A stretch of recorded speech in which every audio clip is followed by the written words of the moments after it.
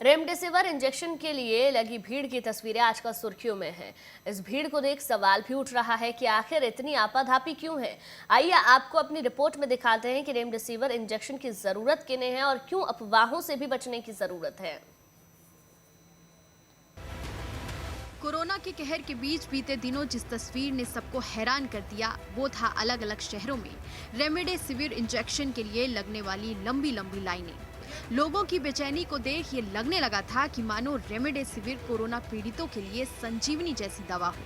इसके आपाधापी के पीछे इस अफवाह का भी हाथ था, जिसके बाद लोग मेडिकल स्टोर पर रेमडेसिविर के लिए टूटे पड़े थे। लोगों की बढ़ती बेचैनी और बढ़ते अफवाह के बीच स्वास्थ्य मंत्रालय की ओर से रेमडेसिविर को लेकर अहम जानकारी साझा की गई है।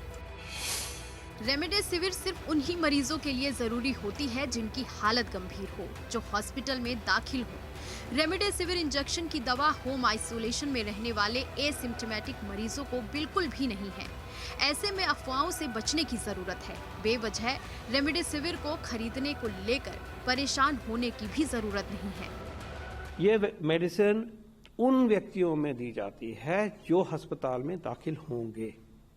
घर में जो लुक आफ्टर हो रहे हैं, एसिम्प्टोमेटिक केसेस हैं, माइल्ड केसेस हैं, उनमें ये एंटीवायरल एजेंट यूज नहीं करना है। There is no question of use of remdesivir in home setting. No, this is required for those individuals who require hospitalization and are not only that, are on oxygen. That is the precondition. उस situation में इस medicine को दिया जा सकता है। लोगों की रेमडेसिविर इंजेक्शन को लेकर लगी लंबी लाइनों की तस्वीरों से सरकार के भी होश उड़े हुए हैं। ऐसे में अब ये साफ कर दिया गया है कि ये दवाई सीधे हॉस्पिटल में दिए जाने की जरूरत है। कोरोना के कहर के बीच इस दवाई को सीधे दवा दुकानों पर नहीं दिया जाना चाहिए। इसकी वजह से बेवजह की अफवाह और अफरा तफरी को फैलने का मौका मिल जाता है। The drugs that have come up also for emergency use in the course of the pandemic.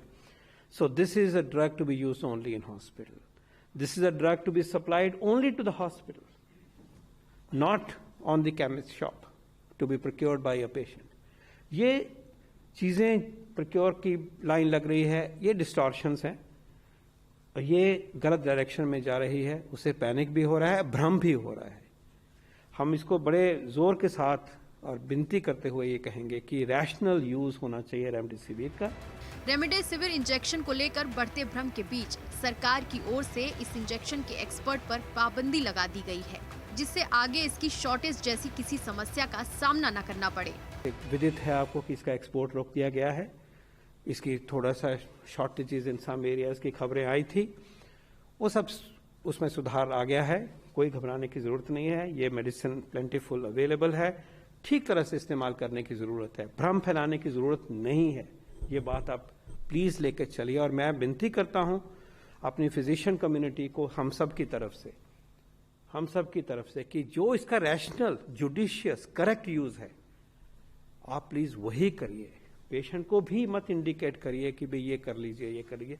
इस तरह से देश को, समाज को और व्यक्ति विशेष को नुकसान होता है।